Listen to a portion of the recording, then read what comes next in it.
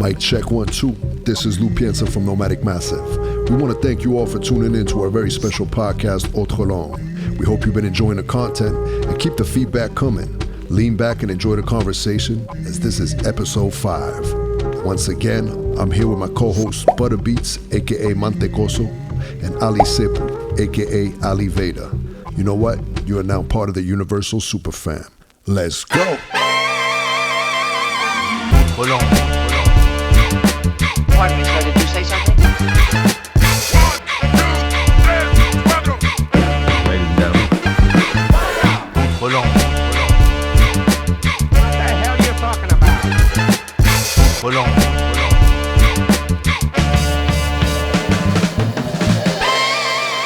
Pero si ya hemos empezado. We got a very special show tonight. We're happy to again highlight, a lot of the people from the hip hop community that we came up around, and that we're part of the extended Nomadic family.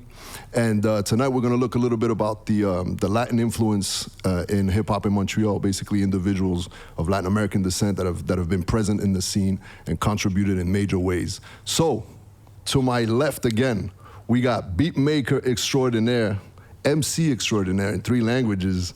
Everybody make some noise for my man Cotola. Yes. Everything good? Everything good, man. Thanks for having me here, man. Hey, we're happy to have you. In the middle, we got our main man, Chele of Heavy Sounds. Yeah. ¿Cómo estamos? ¿Todo bien? Todo bien. Un sonido pesado, la verdad. Right? All right, what's up? Se ha convertido completamente. Es otra cosa. Yeah. Y aquí tenemos nuestro hermanito. This is my main man, Fili Al. Hello. MC extraordinaire as well. Ex-member of No Bad Sound Studio, so we have long history together. Yeah. Happy to have you guys here. Thank you for having me as well. Hey, much love. So we're gonna start it off like this, guys. This is a question for all of you. Basically, break down, where you grew up, where your family's from, and what neighborhood in Montreal you grew up in, what that environment was like for you. I grew up in different places. I guess when I was in high school, I was in UCPAG. It was a vibe where it's like full immigrants, a lot of Latinos, a lot of, that Latin gang shit. That's a lot of shit went down over there, I remember. A lot of different communities. A lot of different communities. Chile, Peru, Yeah, Salvador, Haitian. Haitian. Yeah. And then I always been around with people from either Saint-Michel. C'est ça. Moi, c'est là que je t'ai connu, à Saint-Michel. Ouais. C'est ça, tu sais. So that was the area where like... Avec Metazon. You had Metazon, tout ça. I grew up around people around Saint-Michel because that was like the point, the central point where I used to live in St. Leonard after a while, like let's say when I was like 15, 16. And that was a spot where we all like met. There were a lot of Latinos over there in Saint-Michel at that time. Plus, c'est ça. Beaucoup d'Amérique centrale. Là. C'était comme early 90s o como el medio de los 90s. Como toda la gente que venía de la guerra, como que todos los amparon en el mismo barrio, Yeah. So that's why, like, when we grew up, estábamos como un grupo de Latinos ahí, mostly Centroamérica. Toda la famille vient d'où? Ma famille, on vient du Chili. Mon paps, il a passed away quand j'avais 5 ans au Chili. So ça l'avait été un petit peu fucked up. So ma mère, elle a décidé de travel to Montreal, and we had an uncle over here, and she finally decided to stay. And so then she got remarried, and avec un Italian, my stepfather, and like c'est ça, man. C'est ça la vie un peu de Montréal. C'est comme beaucoup de vie reconstituée, la culture. Like I grew up like là, c'est hybride. Là, c'est comme quasiment tous mes amis que j'ai grandi, mes meilleurs amis toujours eran latinos, haitianos. You know what I mean, mostly. And that's like the culture from the 90s parce que c'est moi là j'ai 42, so it's like I've been through like the 90s, like all the strong cultural epic shit that went in the 90s. Je l'ai vécu when I was in high school. Uh-huh. So on a absorbé tout ça, je trouve. on a absorbé beaucoup c'est comme like the first shit that happened, que ça soit dans les réalités un petit peu des gangs de rue, tout ça, like, je sens que j'ai grandi un peu dans quand les affaires went down for the first time, quand ils étaient encore en train de se demander yo what's going on, like c'est ça. Mais ça a à voir avec le fait d'être aussi comme la première génération aussi, exact. qui cherche et son puis, identité, qui cherche tous les films, que ça soit, tu sais, comme tout all classic Blood In, Blood Out, Juice, My Crate's Alive. tout, you know what I mean, like American Me. American Me. Puis ça, c'était comme, tu sais, quand j'étais au secondaire, you know what I mean, secondaire quand 3, tu te 4, formais 5, you know what I en mean. tant qu'être humain, là. C'est ça, là. So, c'est comme... Those were the days, bro. Ben, on va y revenir. We're gonna go way back. But just want to hear a little bit more about you guys too. Like, donc c'est ça. Où est-ce que vous êtes né? Où est-ce que vous avez grandi? D'où vient votre famille? And how was that? You know, how was your neighborhood? So you said, you know, obviously the east centered around Saint-Michel, Saint-Léonard, et puis quelques autres quartiers. Ton histoire, c'est quoi? Ouais, moi je suis né au Salvador. Et puis je suis arrivé en 93, j'ai atterri ici à Montréal à cause de la guerre civile. C'est ça, tu peux en parler un peu plus? Ouais, c'est ça. Dans le fond, moi, toute mon enfance au Salvador, c'était pendant la guerre civile. Guerre civile qui a duré environ 11-12 ans au Salvador. Et puis vers la fin de tout ça, mon père, il travaillait dans une compagnie de construction, il faisait partie d'un syndicat. Puis vers la fin de la guerre civile, ils ont commencé à tuer des membres de ce syndicat-là. Alors, mon père, il était comme, il freak out. Il avait un ami qui habitait ici, il s'écrivait des lettres. Puis son boy lui a dit, bro, il y a un programme d'immigration qui se forme ici. Comme, applique puis amène-toi, genre. Mon père, il y avait le choix entre Australie et ici. Puis il a choisi ici parce qu'il y avait un boy. Je suis comme, man, il fait fret là, ici. T'avais aimé l'Australie, là? Non, mais at the time, I didn't know nothing about the Canada, bro. Man. Tout ce qu'on voyait, c'est la guerre civile, man. Puis des mines, puis des enfants qui se perdaient leurs bras, whatever. Shit, man. Fait que, il a fait une application. Il n'y a pas eu de réponse. Ils ont tué un autre de ses boys. Il a re-rempli un formulaire. On the backside, il a marqué genre, bro, c'est fucking urgent. Genre, ma vie est en danger. Et puis là, il y a eu une réponse. 6 mois plus tard, on a atterri ici. Wow. C'est que t'es arrivé à quel âge? J'avais 10 ans. J'avais 10 ans, ça fait 30 ans, mais on n'est pas loin, man. Philly. Yes. Well, I was born here in Montreal. Not as OG as these guys. Of course. Well, it was important for us to have you because, you know, we can't have this conversation without including the youth as well. Of course, the young men. That's it. So, yeah, I grew up in Montreal, born and raised in the Cote-des-Neiges area, actually, up until around high school times, you know, and for me, that's the best neighborhood in the city. Hey, we agree. That's it. Yeah. You know, a lot going on over there. No disrespect. But then my mom moved us out to the East End, so that was not as exciting, but it was for a better place to live. The East End, like really east, right? Like Pointe-aux-Trembles area. Yeah. Not as not the same vibe, but I went to high school still in Westmount, like Atwater downtown area. Yep. So I used to travel the whole way. Big travel. Yeah. How long was that? That was about an hour. Yeah, easily, huh? Yeah. I would go to NBS after school. That's right. That's right. And I grew up more in the English community. I went to English school. Not too many Hispanics in the English schools, so I don't really have too many Hispanic group around me as well, just family. And how did that happen? How did you find yourself on the English side? Just because of the neighborhood? Well, so my mom, when she came here in, I believe, 88. From the U.S. actually, but originally from El Salvador. Okay. Yeah. She lived in the U.S. for a few years. L.A., New York. Then, like, similar to him, someone told them, oh, you know, Canada is giving the residency easier or something. So within weeks, they came down here. So English was more, what they knew was like the she way. She was already, she had that influence already. Yeah, so she wanted to put, at that time it was just one of my sisters. She wanted to put her in an English school. So there was the private school, like the loophole, I think. You put your kid in a private school for like a year at least, and then you can switch them. And it allowed all the other siblings to go as well. Wow. So that's that's how that happened. She really instilled the English more towards us. I'm very thankful for that as well. Se ve que en los Latinos, it's more rare because here, like Latinos parents usually they go more on the French, on the French side. Yeah. Comme on dit que c'est parce que peut-être à cause que a lot of Latinos we don't know They don't speak English. English. It's already. easier. Speak English. It's just. Es más fácil aprender Y el el base francés. también era siempre. I think it's also like Right. integration, So right? It's what's around you. Right. So it's just like, yeah. Like my mom didn't want to move to the Saint-Michel areas and stuff. She was like, nah, I want to stay in Cote-des-Neiges. Right. She just didn't want to live there.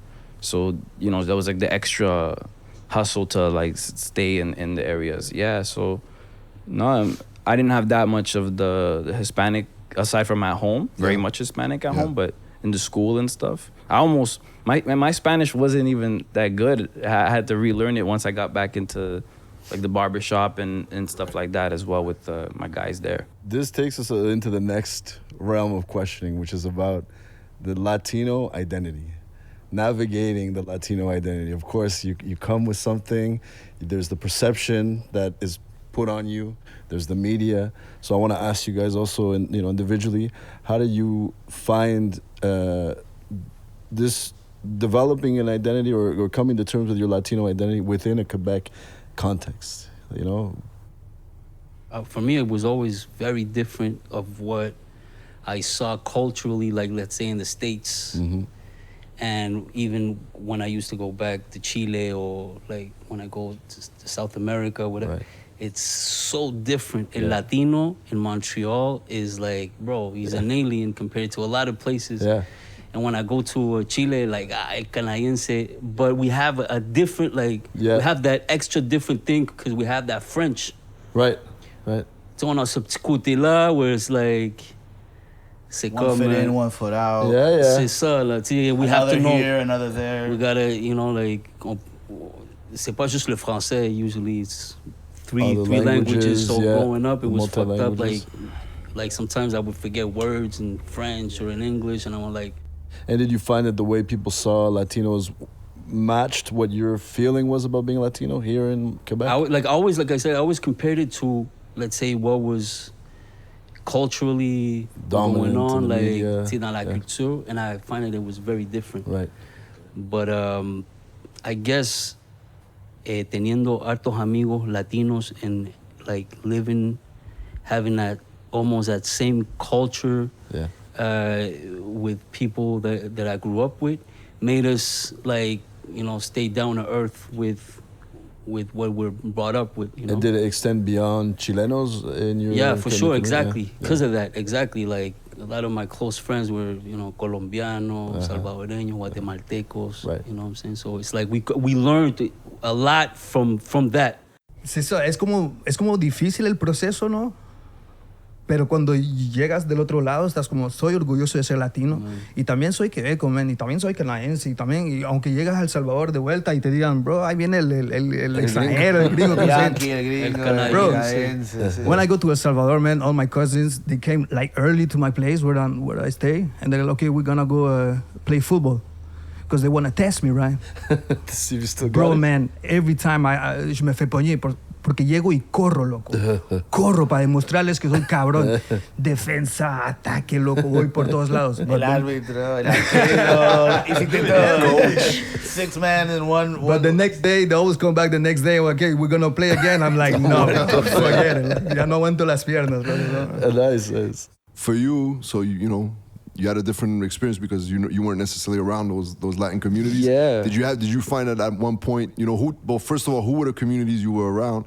And at one point, did you find yourself almost like rejecting that side of you? Well, that it was tough. I always felt a bit like an outsider, So mainly where I would see the most Hispanic people would be at church in the weekends, and play with the kids, but they all spoke French.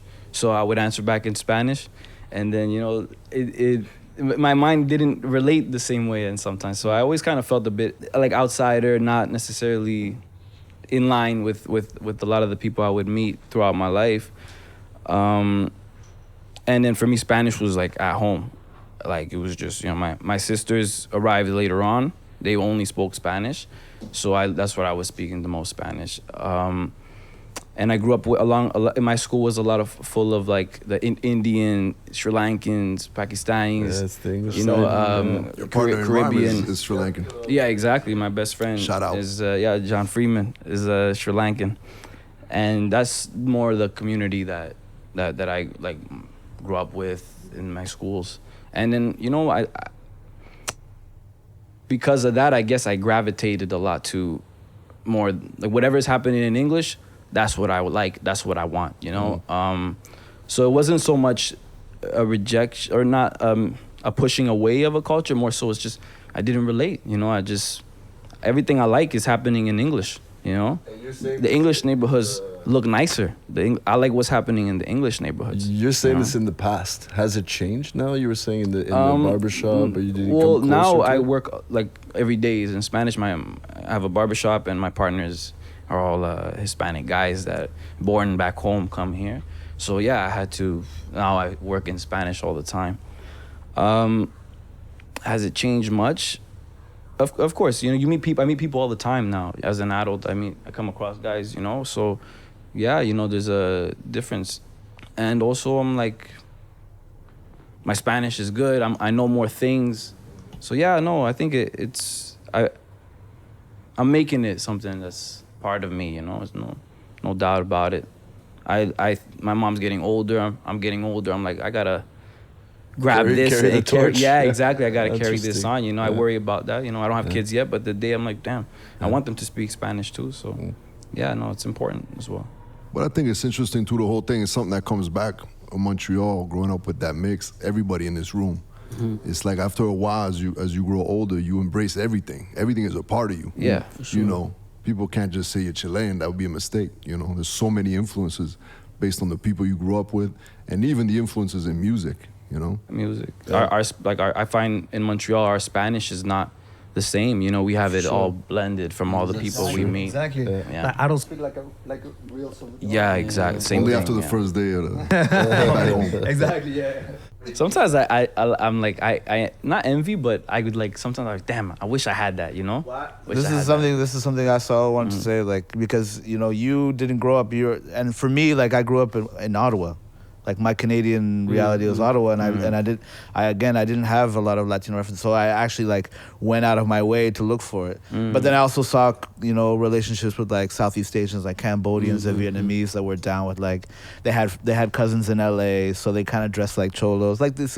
You would start picking apart all these, like, everyone's kind of quoting the same cultural blueprint because hip hop was just the most important thing, I think, for most of us. Sure. The smack on the face. And for you, did you ever like, have to go out of your way to figure that out, or was it just like you were like, I'll just take what it is and we'll see how it rolls out? A bit, I was like trying to be like Allen Iverson and 50 Cent. I'm not looking at at these other guys. So you had the headband on. I'm trying to work. If my mom let me, put it in my pocket, take it out later. No, I think for me it was like the reggaeton artists. Those were the guys that like, oh, that's a cool Hispanic guy. That guy's cool. Yeah, and then later on I started watching those movies of Hispanic gangs and stuff. And it was cool to me. Yeah, definitely. But I always gravitated to that like New York hip hop, stuff, and that's another thing too, right? Because I don't look like that either. So it was always a bit like, But hey, that's what I like, so that's what I'm gonna do anyway. But we are closer from New York than LA, also. Exactly. And that will influence also the way we rap, I think. Even Cypress, like, Muggs is from New York originally, and he's like he's that hybrid. He was like one of those types of producers that was it's not like a definitive West Coast sound. He took a lot from New York boom bap and flipped it, of course. Like, it's the God producer. But another thing, I think I got almost like forced into some shit that I almost like, because in Lucien Pagé, it was really like the Latin gang shit was really heavy, and like I got like forced into this shit when I was like 13, like actually like they PI'd me, and like it's true, they did that, back then there was like the CYS. It was in my area. It was like LSB, Lighter Shade of Brown, coming from. You remember that group, Lighter Shade of Brown? Yes. So there was like fucking the drive-bys. Like ça, c'était quand justement quand those movies, the Blood In, Blood Out, they're really trying to reenact. It really went far for real. Like I'm telling you, like it really went far. Where they like, yo, like here's a bullet, here's a bullet, here's a bullet. Il va y avoir un gros shit going down entre les, like les Haïtiens puis la gang des LSB. Je pense que la gang d'Haïtiens back then, c'était les OGs. Puis, so I remember like I got sucked into that, not because I wanted it, but because in that area, parce que moi je pense que c'est beaucoup like, because you didn't grow up with a lot of Latinos, but I think that's because it's territorial. So moi je pense que par hasard was que I went to school. Yeah. Shit was heavy. We got influenced by that, tu sais, pendant un temps. C'est vrai qu'il y avait une grosse guerre entre les Latinos et les Haïtiens. Ouais, mais entre les Latinos, c'était 10 000 fois pire. C'était comme, yo, bro, I was scared, parce que moi, je m'avais fait, quand j'avais, like, when I was 14, je me rappelle, il y avait la guerre entre la LSB puis la SRM. So, quand moi, j'allais à Joliette, yo, il y a un des like leaders from that gang, il m'a vu, il savait que moi, il est venu avec un couteau, man, like out of nowhere, into my throat. Puis moi, je me rappelle encore, ce jour-là, j'ai like, yo, and I said a name qui était comme, que lui connaissait, blah, blah, ouais. But he was crazy, mais ça s'est pas tourné fucked up. But I remember, like, moi, j'étais un petit peu sucked into that. And music was like a little bit like my salvation. Way out. Un peu was que I fuck all that shit. Got much going on outside the social media sphere. This shit gave me wings, I overcame a serious fear. See, I can post my best angles and apply any filter. Plus troll on the daily, throw everything out of kilter. I get high off my hatred, it's deep-seated like my sofa. Got some lies activated, more venomous than a cobra. Never been politicized, just sharing and retweeting my 10-second videos. Weighs more than autumn books you're reading. I finally feel smart, see? That's why I keep saying my society is ran by communists and Marxists. Makes me believe I might know something that you don't. Might do something that you want, hoping my cover don't get blown though. My global conspiracy is too deep for you. Scientists and intellects, I got some new means for you. I follow charismatic and confident influencers. They're not into asking questions, but if I do all the answers. I'm jealous of people who study facts and sooth. As long as it supports my feeling, I'll just say that it's the truth. My circle expects little and grants me absolution as I let the algorithm guide my pointless revolution. Hold up before you click, wait. www, get your shit straight. Hold up before you click. Wait, www, click, wait. Moi, j'ai connu la culture un peu tard dans ma vie parce qu'au Salvador, on n'avait pas accès à de l'information pendant la guerre et tout ça. Quand je suis arrivé ici, quand j'avais environ 12 ans, il y a un pané qui m'a... un de mes amis qui s'appelle Rafael. Es un salvadoreño también. Tenía un hermano mayor que ese cabrón estuvo en Los Ángeles y todo eso. Era medio malandro el güey. Y ¿cómo se llama? Este man andaba con... Él escuchaba Cypress Hill y escuchaba también raperos de Puerto Rico, right? Y este Rafael me pasó el cassette, man. And when I pushed play, man, I was like, man, I never heard something like that. It was Cypress Hill. Fuck, man, qué bueno está. No entendía ni una pinche palabra, pero el flow del man... eran como líneas así, man. Te hablaba. Me habló mucho. Luego me fui dans le temps, dans Saint-Michel, au boulevard Pinneuf, là, t'avais World Music? Music World, ça s'appelait. C'est un magasin de musique avant HMV, tout ça. HMV, ça existait aussi, je pense, je sais pas. Mais nous autres, on avait un Music World. Fait que là, je suis dans l'allée du rap, man, en train de chercher des cassettes. Et je connais fuck all, man, sur le rap, mais rien, là, du tout, là. Et puis, il y avait un dude avec un chapeau rasta, man. Grand, man. Super cool, bien habillé, man. Je l'ai trouvé tellement fraîche, le man. Puis là, après ça, il me dit, tu cherches une bonne cassette de rap? J'ai dit oui, mais je connais rien. Il dit, viens. Il commence à checker, mais il sort la cassette de Bone Thugs. East 1999, il me dit, check ça, tu vas vraiment aimer ça. Je dis, moi, à ce moment-là, j'avais jamais touché le weed, rien du tout, là. Je suis juste un kid de 12 ans, là, quelque chose comme ça. Man, j'ai mis play, man, puis le début de cette cassette-là m'a englouti, m'a enveloppé, bro. C'est incroyable. L'intro avec les voix qui spinent à l'envers. La pochette, man, tu mets un miroir sur la demi-lune, ça fait une genre de face. Tu peux voir des écritures. Yo, c'était crazy. C'était crazy. J'ai adoré Bone Thugs. Et puis après ça, j'ai continué a écouter le rap puertorriqueño porque como ellos hablaban español, ahí yo, ¿sabes? Entendía y tenía una facilidad de aprenderme los textos de ellos, ¿ves? Y cuando iba a la escuela, yo escupía esos textos, bro. Porque igual mis cuates escuchaban los mismos cassettes. Entonces yo, tiraba los versos y me decían, loco, escribiste un rap, loco, vos podés. Y yo, no sé, bro. Escribí un rap, bro. Escribí un rap, man. Me gustaría acordarme de la letra. Y en la clase de matemáticas, bro, mi profesora me lo quitó, man. Y lo hicieron traducir por no sé quién, lo tradució. Y como una semana después me ofrecieron un psicólogo, bro. Pensaban que estaba loco, man. Wow. Pensaban que estaba loco. Yo le digo, pero no, that's what we live like in the neighborhood, you know, like where I'm from. At that time I was in Luis Joseph Papineau. Tenía como 14 años. Y en Luis Joseph Papineau eso estaba heavy, loco. Eso estaba cabrón ahí. Con las pandillas entre los latinos y los morenos también, eso estaba heavy, man. Loco. À cada semana, il y avait des paniers de salade qui débarquaient, là, avec plein de cops dedans. Là. Fait que c'est ça, man. Après ça, j'ai dit, fait comme, yo, bro, moi, je suis quand même pas pire, là. On a commencé à faire des freestyles. J'avais vu un colombiano, se me olvidó su nombre, man. Ese cabrón improvisaba, loco. Me metí a improvisar. Tengo un cuate que se llama Mauricio. Y ese cabrón es bueno para el beatbox. Y nos íbamos por todo el parque, loco, y nos sentábamos en mesas de gente nada que ver. El cabrón tiraba el beatbox y yo rapeaba. Bien chingón. Y se quedaba como, what? Nos íbamos. Next mesa. Y así nos paseábamos en la escuela. Ya, man, y así fue como me metí en esta vaina. De ahí ustedes vinieron también más tarde, ¿no? Ustedes llegaron a Saint-Michel ahí con Nomadic Massive. Ah oui. C'était fresh, ça aussi.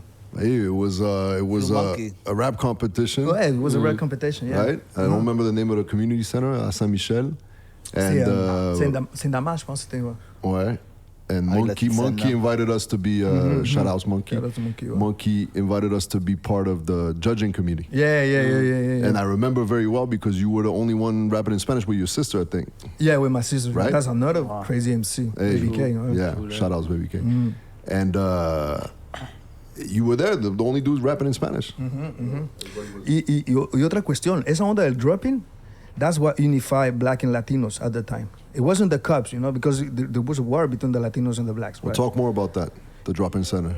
It was a war, like, it was crazy, man. Machetes, martillos, todo. Eso estaba heavy. Y una vez agarraron a un cuate mío, porque hubo una pelea antes, man. Las chicas metían bolas de billar en los calcetines, bro. Y con eso pegaban, bro. Entonces, ya, hubo alguien que estuvo como malmente herido y todo eso. Y después de eso que pasó, hicimos como una reunión, güey, porque no era posible de que podíamos seguir así, ¿entiendes? Siempre había, o sea, te levantabas en la mañana, salías para el metro y te correteaban, brother, o correteabas, dependiendo con quién andabas. Fait que là, je sais que les gars, ils ont parlé, ils ont fait comme, man, on peut pas continuer de même. Parce qu'il y a des fights ici, les gens se blessent, puis après ça, c'est la police qui prend les débris, là, tu vois. Puis on a décidé de faire une trêve, comme, littéral, une trêve. Genre. Officielle, c'était officiel. Puis nadie se metía con nadie. Y si había un problema con alguien, primero te venían a ver. Yo, brother, decirle a tal fulano que he's been fucking around, please tell him to stop. Y si no para, pues ya nosotros te dijimos que pares. Ya. Man, era una tregua bien chingona y duró. Y dropping se venido a renforcer esa tregua. Porque it was hip hop. Y todos los haitianos, pues, rapeaban. Y los latinos, pues, rapeaban. Era obvio que nos encontráramos ahí. Y eso nos unificó, brother. Eso nos unificó. Fue eso lo que paró tanto desvergue en Saint-Michel, porque hubo un chingo de desvergue. Hay gente que en coma, presos, deportados, todo lo que quieras. For you, a situation was different, but what was the moment for you that also made you feel like, you know what, I want to write my lyrics, I want to get involved, I want to... I was a fan of hip-hop early on, you know. I think a lot of women in my house, you know. So there was a Will Smith album, and the Big Willie style, and then there was those CDs that, you know, they had like every genre, every like hit of every genre. Yeah. Then there was, like 2000. 25 Mambo number 5 and stuff like that. And there was Mail order, My Name Is. $9.99. Yeah, My Name Is by Eminem. So those were the 2 tracks that I was like, as a very young, got me into it, and that made me a fan. And then fast forward to about maybe 14, 15 years old. My close friend we mentioned before, he was already like writing and stuff, and I think that kind of was like, you know, I started growing up like a bit, you know, puberty and feeling things and being in tune with like my thoughts and my emotions, anger and curiosity. So I think that got me to writing, and then it started, you know, like, let me try to rap it too. And I think that's what I became like obsessed with. Like, let me get good at this, you know. Of course, then I started getting into more of this like boom bap, technical raps, and then that was like, oh, I wanna get good at that kind of rapping too, you know. So like Tupac and Biggie's cool, but yo, dog, like Big Pun, Inspector Deck, that's blowing my mind, you know. And then up until then, like just writing. You guys came into my life, I came into yours, whatever. I learned a hell of a lot from you guys. We came into each other's lives. Hell of a lot from you guys I learned. And I think frustration of not having beats got me into like, let me try to make beats too, which is tough. Still learning now, you know, just like still every day. Oh, out of 10, 20 beats, you get one, you know? Maker. You got that one friend who's like a great beat maker, but he's hella lazy, or he's like, it was just like, I just had to try to... Yo, we're trying to get this album done, like, come on. It's hard, bro. You come across so much people, you know, I think it's this is such a, like, far-fetched dream for a lot of people, you know? People don't realize it's like, well, you know, if you're not going to do nothing with this, why do it? And it's just like, well, you know, it doesn't stop, you know. This stuff just comes. It's just like, you know, rhymes come even if I don't want to. It comes, and I want to beat too. So I think all that just necessity. Yeah, necessity at for this point. everybody. Yeah, I think it's just like it's there. I've tried to quit. You know, I've tried to be like, I don't want to do music no more. Shit, I feel you, man. Yeah, it doesn't. Yeah, it doesn't happen. Yeah. I want to talk a bit about the languages of rap, you know, and then that, of course, we know English is predominant. Quebec has a scene with French, but now you rap mostly in Spanish. You rap in both French and Spanish, and you're in English, I guess. Mostly English. I dabble here and there in Spanish when it happens, but mostly around English. So how does it feel that like this multilingual rap is received in the Quebec community, which is, you know, mostly pushing for French kind of raps? You ever find any obstacles to that? I never saw it like that, because I see like hip hop more as like a passion art. Mm-hmm. You know, like whatever feels comfortable, how it comes out naturally. But because I just had a flash of like early when we were talking about, I remember like the first like Latin rappers. I remember when I was like, I don't know, 8, 9 years old, you know, Kid Frost, La Raza, ¿cómo se llama? La Mentirosa, ¿cómo se llama? Melo Menace. Yeah. It's Saint-Dame's like, brother, right? Or is that Yeah. So it's like that made me like, for the first time, relate to somebody who's like, that's it. Not exactly from the same country, but I felt that you know, something to relate about, because all of the peoples that I was surrounded in the house parties, that was they used to put that. Even the OGs, like, yo me acuerdo que like I was like 8, 9, pero los OGs que ya tenían como 16 años en ese tiempo, it was the Latin power, que eso eran, those are super triple OGs, and they used to play that, you know, like Kid Frost and all that.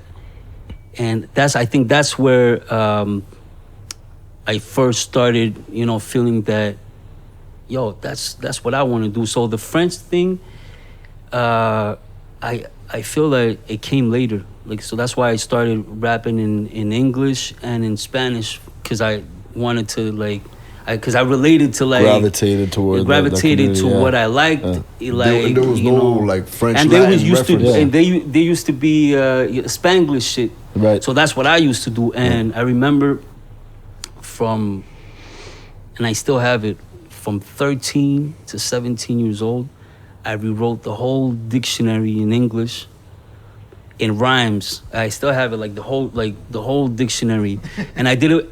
I wasn't. Crazy. I was like, I didn't want to. For like 3 years. But check it out. I didn't want to like, because I was lazy with the rhymes. Yeah. But I remember que me encantaba freestyle. So I was like, yo, what I'm gonna do, because you know, like I just want to kill everybody on freestyle shit. I'm just gonna like program my mind to like know most words that I can in English. And I started doing like, you know, I remember those freestyles. the doubles, the triples, the four, syllable rhyming techniques. And I wrote the whole dictionary in English. So I guess that also like forced me to like, yo, I'm gonna be the best at what I do, like in English and Spanish, you know, and I used to mix it up. But I guess that's what like really forced me to. And that is rare in Saint-Michel too. Like, yeah, a lot of dudes rapping in English in Saint-Michel. No, not that much. Like, no, not that much. It was heavily Franco, it's right? True, it's true. No, you're right. You're right. You had like a bridge, like you had like a that gives you access. No, to like whole other actually scenes. the only ones was single. Not single gunshot. Smoke and Blast. Smoke and Blast, pero Astrological Shadows. Ah. Que ahí estaba. The names, I love. Ahí estaba el Will, el Psych, Yeah. Hugo Tobal. So they were a little older than me, but I think they're one of the first. Brown like, family too, as well, from that era. From that era, those were like one of the first. Like Latin groups in Spanish that they used to mix it. They used to mix it up a lot, like with English and Spanish. Ah, yeah. Sí, porque Right. BOC was more tropical. Sí, era un poco diferente, ¿verdad? Que VOC, it was like more tropical, pero on the hip hop that like I used to listen, los Astrological Shadows, I came from that. Well, so how much would you say hip hop played a role in you even learning English straight up? I guess like That's the main- 80%. right? That's the main source, 80%. right? Actually, no, for real. When I grew up, because I was so like amazed with like American culture. Yeah. I always when I used to look at television, I always like turned off like when anything that was French, TV shows not going to the English one, like Sesame Right. Street or whatever. When I was a kid, Yeah. you know, like. You gravitated. So I towards it. gravitated more towards like more of the English culture. So Yeah. like I think that's, y en la casa, That prepared you. solamente hablando español. Sí. So it was that, and I guess the French was mostly, on the street. school. Yeah, school, right? And so, do you guys have family in the States? Because we were talking about the origins of hip hop too. Actually, when I came first here, my aunt used to live in New York, so we stayed like 6 months over there, and then we came and immigrated. But did you guys grow up sometimes going to visit family in the States Yeah, at all? definitely. That was part of it as well. Yeah, I lived in the United States for like a year. Okay. In 2001. Okay. I have a lot of family, a little bit everywhere in the United States, New York, LA, Boston, but the Chicago. I lived like in between Chicago and Fort Wayne, Indiana, like a year. Was that ever a hip hop connection where your cousins or family members were like into hip hop as well, and they'd bring you the stuff? Not for my part. Or are they No, more? yo tampoco, yo- Are they more traditional? Like They're more we only traditional. listen to. El cumbia ahí, algo. Yeah, cumbia or todo. boleros. Or, No, for sure. Like that true. Like 'cause, later on, I like started doing beats and shit. That's when I got a lot of But you need culture, those like- you need those sources. You exactly need like boleros, like all of the records that I inherited from my family. And even before then, like when they used to have like house parties, cuando yo estaba fucking, you know what I'm saying, like, mamá, she used to throw parties with like cumbia and all that. You know, that came from naturally going to like fiestas latina, que son La colombianas, quinceañera, all that shit. I think Yeah. that also like instilled naturally like the Latin culture. So hip hop also, you know, and I'll speak to me and my experience as well, like, because it's something important that you said about like making beats and inheriting records from family and reconnecting with, let's just call it Latinidad or whatever. That's the same thing for me, where I got way more, I doubled down on my investment in music from Latin America because looking for samples. But that was like a reference point that, you know, especially, so I learned a lot about like folkloric tradition in Argentina, tango, like smoking it. Yeah, for sure. Right? Like forces so you to it got me closer, big time. you know, it got me closer to things that, you know, because in Argentina, for example, when I was a kid growing up, like I would go visit and be wearing my hip hop attire, and it was like, what the fuck? Like, what? ¿Y los pantalones por qué, Nico? Qué elegante. Yo, I was gonna say, Chele, you mostly rap in Spanish? Yeah. Is it's a choice or it's just what you feel? Well, I tried in French, bro, but it's really hard. I really respect this language because it's easy, I think, to sound cheesy in French. So when you want to do it, like, you do it good, like, you know what I'm saying? Yeah, true. So what I did lately is en frañol, como que combino los dos. Así un poco, me gusta mucho Tony Touch, right? And Tony Touch, when he raps in Spanglish, man, oh my God, Yeah, man, he got his flow, like, really, it's so simple but so Well, badass. Cocotazo, man, that's like my top 10. Yo, Hurricane G. Also, Oh I my just God, like, have another a one. flash of Of course. Hurricane G. She passed out like Yeah. this year. Yo, Rest she in was peace. sick. But Yeah, yeah, for sure. I mostly rap in Red Man Spanish, album. and because also like it comes naturally for me, you know what I'm saying. But also because at the time when we started Heavy Sounds with Rila and Looney, like, we wanted to create like more that, because there was not a lot à la place, mais à part Smoking Bless et tout ça, il y en a pas beaucoup. C'est vrai, Fait qu'il c'est fallait comme intégrer de quoi là. Ouais. Il fallait que ça se fasse. C'est vrai qu'il y avait in the hip hop environment, bro, on était vraiment pas beaucoup là. Like, let's say if you compare to any other like background, like, let's say que sean haitianos o que sean árabes, yo, bro, they have so many groups, like they have so much, but us, I guess on était vraiment pas beaucoup. Puis tu sais, tu parlais de comment l'anglais, la scène anglaise, français, espagnol, ça a quand même beaucoup évolué et très bien évolué, surtout le rap cap. Man, je travaille souvent au Franco et tout ça, puis il y a du monde qui vient. C'est malade. C'est super cool, man. Je suis super content. Mais c'est encore très divisé. Il n'y a pas de... Well, even that term, rap keb, you know? Rap keb doesn't include les Anglo, les Anglais, les Caribbeans anglophones, les hispanophones, right? Who all contributed right from the beginning. Exactly. Like, I'm really happy that it's happening for rap cap. Je suis content, mais... Hold up. And your fan base, do you find it's mostly Latinos or it's mixed? There's a lot of Québécois. A lot of Québécois that listen to our thing.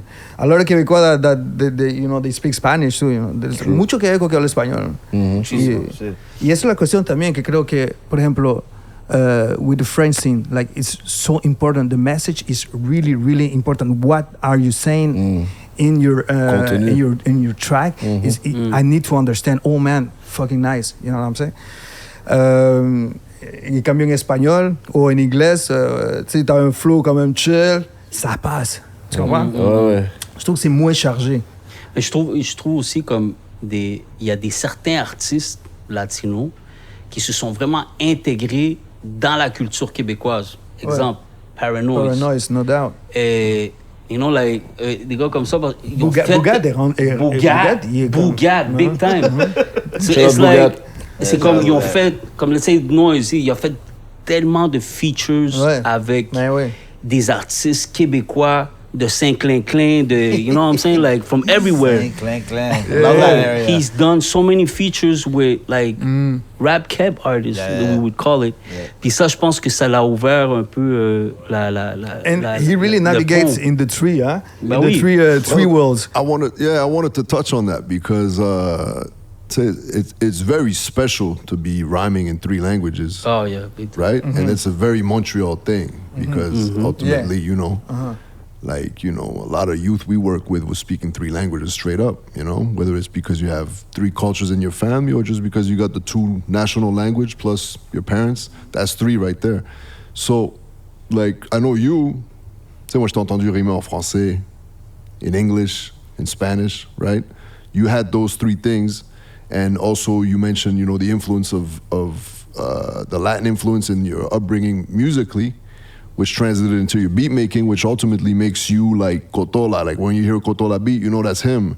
And it has a lot to do with those samples too that you're gonna go get, right? So, you know, you rhyme in 3 languages and I saw you do it in every way, and I know you hold it down in any scene, right?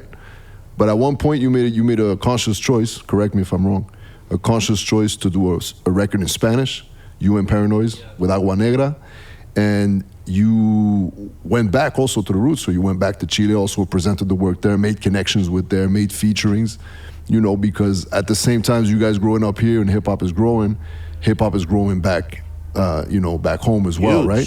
Huge. And Chile in particular, Chile, obviously has a real hip hop industry and has that, you know, that strong cultural influence.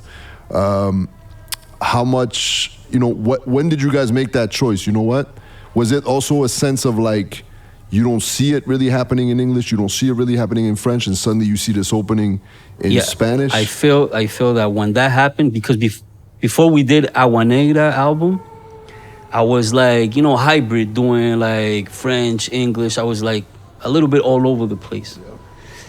But then I was like, yo, man, like let's just do a full Spanish album. And I remember when we did that, it just opened up a completely different door that was not local, that was not Canadian, nothing. Like most of all of the people that when we started Agua Negra, I remember I sent it to a lot of like blogs in South America. Y de ahí, el hecho que estaba todo en español,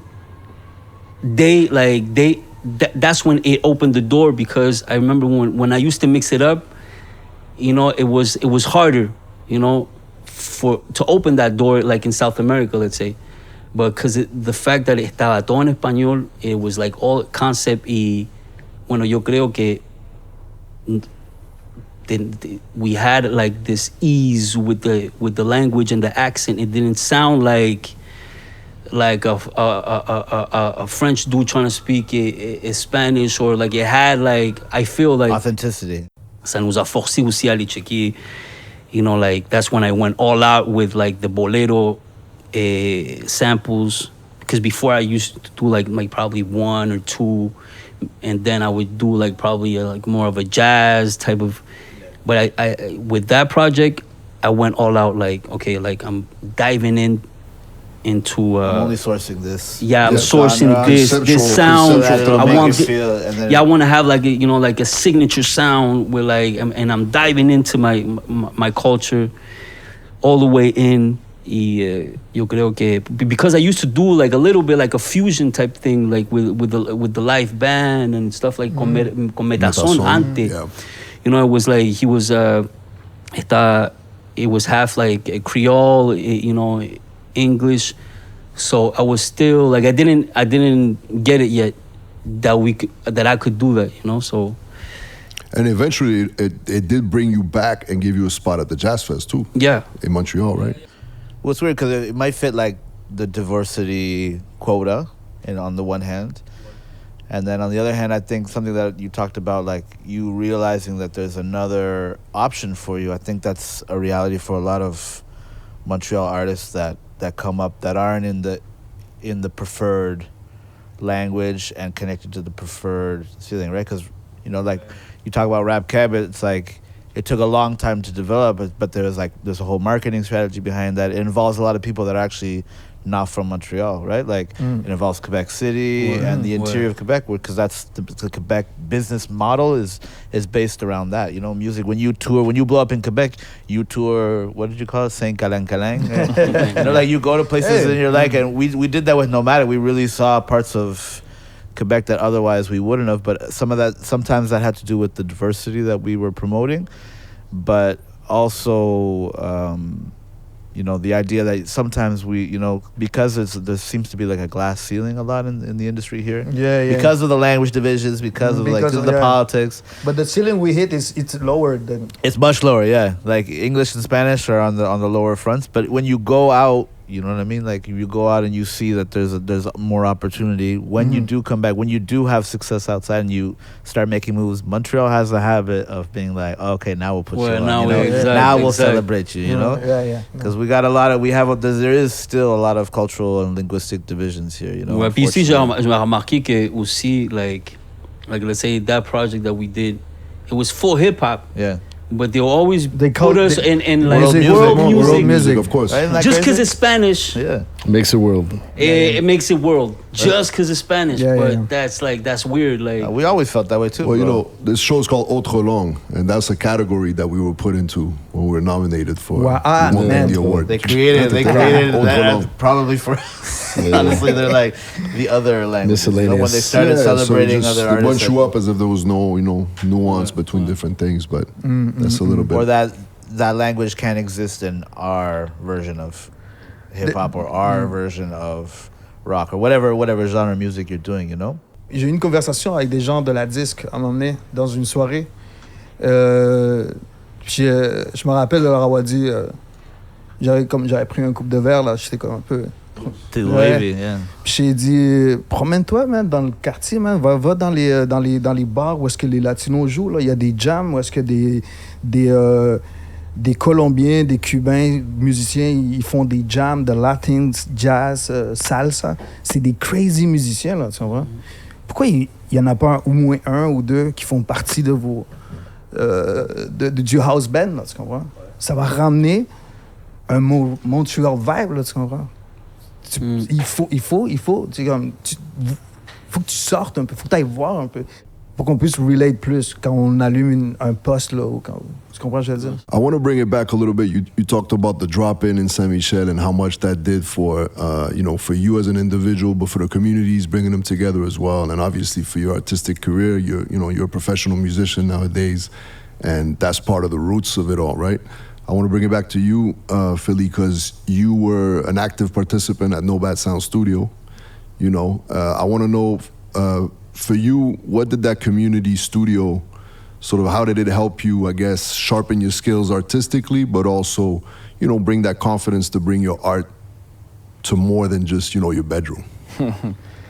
I think just being such a second home, it was also like, I didn't really it was the only place at the time that had other people that understood, that were doing music, especially. Otherwise, there wasn't really happening that much around me. So it's just being in that group of guys, just not embarrassed, not shy. A lot of them, there was, and seeing you guys as well, and taking that all in, it really became like a second home. I loved going over there. I think it gave me a sense of a place that I fit in, and there was so many different types of people, right? And you yourself, I remember knowing that you spoke Portuguese, French, English, Spanish, and you were originally from France. I think I remember that, and that was like, whoa, this guy is rapping in all these languages. I at that time, that was new to me. And you guys also used to try to get me to do it. Yeah, I remember. we were trying to push you. Yeah, but you should do it in you were Spanish. multiple. I was no, I'm I want to be English rapper, And now I do it a little bit here. Now and you there. dabble, yeah. Yeah, it's just tough. I think in English. My thoughts are in English. Yeah, that says a lot. You said it right there. It's just, it comes out like that. But no, going back to the No Bad Sound thing, I think that's an excellent place for a teenage creative kid, and that was a big part of my memory in my life. Yeah, definitely. Cotola, you're working on a lot of stuff as a producer as well, right? Yeah, well, depending on the project, I want to have a certain sound for each project. Como con, let's say, Agua Negra, it was all influenced from that psychedelic bolero, like Los Ángeles Negros, Pasteles Verdes, ¿cómo se llaman los terrícolas? Sí, Like, eso es bon. That sound, like, I love that. Like, that really inspired me. And when we, I remember when we did the album and when we did the shows, I used to like a lot of mix the bolero with the jazz. So that really, those were like my biggest influence. Even though like we did like cumbias, and sometimes we sneak in a little bit of salsa in between. Because when you have a live band, you like experiment when you're on practices and like, oh shit, that's dope. Let's keep that. All right, let's keep that. Or like, like a bridge goes into like a more jazzed out thing, And so I always felt that, for each project, I had to have a sound, not like have a sound for all of the projects. So let's say Agua Negra is going to be more of that.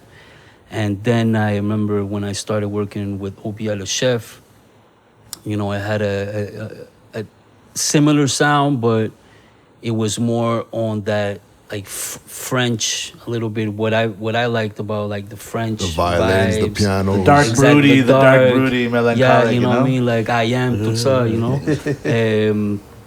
which you can find in those samples. The what?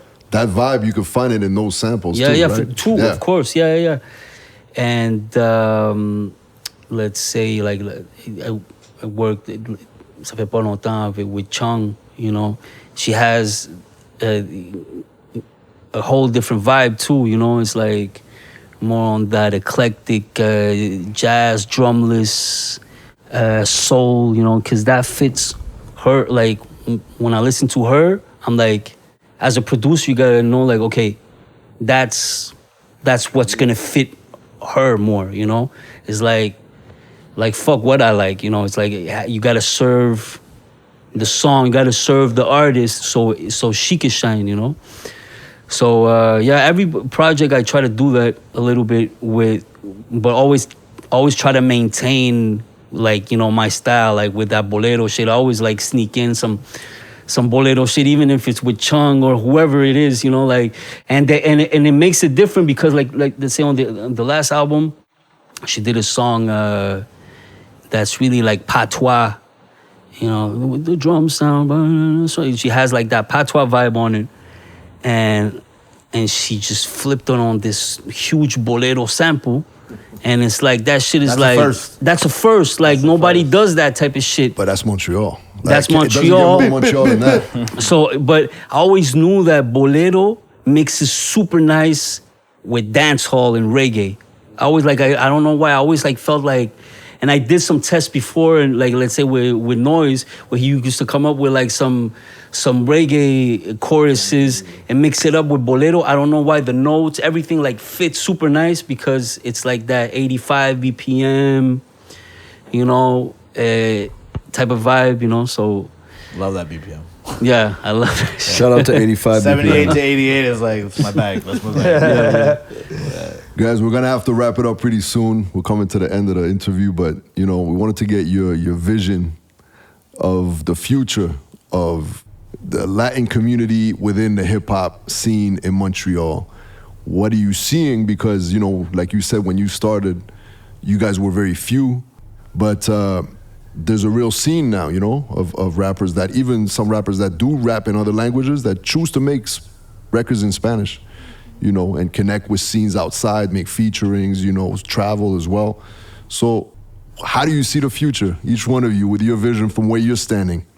Je pense que les pièces sont en train de se placer. Vu que c'est pas un style mainstream comme le reggaeton ou le que sea, ça va prendre un peu plus de temps, mais on y arrive, là. On y arrive, on passe. Moi, je vois comme la nouvelle génération, like the Latin, like you said, c'est un petit peu plus commercial. That's what I feel. Like, quand nous autres, on a grandi, like, the hip-hop scene, that Latin hip-hop scene is very different than what's going on right now. The reggaeton and the Is it? cumbia, Yeah. the two big But I think that's a worldwide thing. It's Yeah. not only here. No, for sure. So I feel that like there's a whole new generation coming up like that's like intrigued with just Latin music.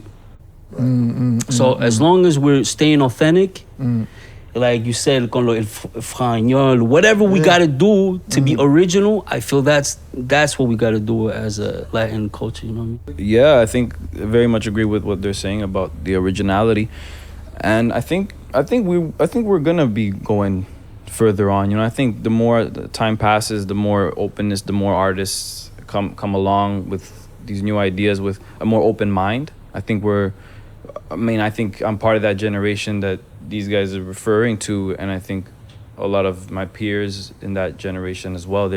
Our minds are more open. I think we're trying different things.